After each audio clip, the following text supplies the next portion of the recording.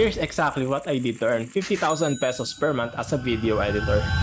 Just like you, I applied for direct clients. I had 5 years of editing experience but no one was hiring me.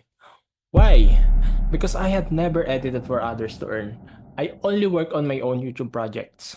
Not until I made one simple change, then I landed my first foreign client.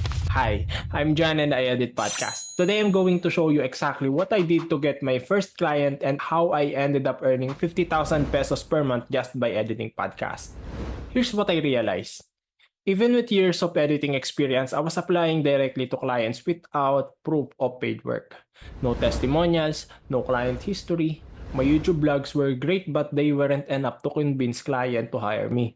So I did some research. I listened to multiple podcasts, watched YouTube and TikTok videos. I applied to agencies instead of reaching out to clients directly. Why?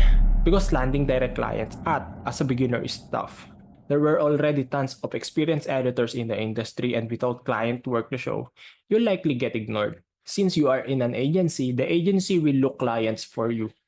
So I applied to different agencies and got hired at Pineapple BA Hub. That's where I landed my first foreign client. I gave my absolute best, made sure her podcast sounded amazing, and helped her grow her channel. She was so happy with my work that she introduced me to two of her business friends, both of whom also had podcasts.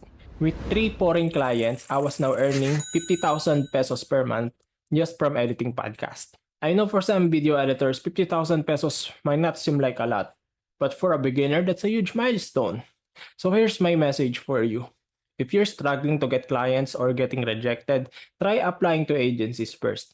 They'll help you land your first client, gain experience, and open doors to bigger opportunities. This is how you start your video editing journey and turn your skills into real income.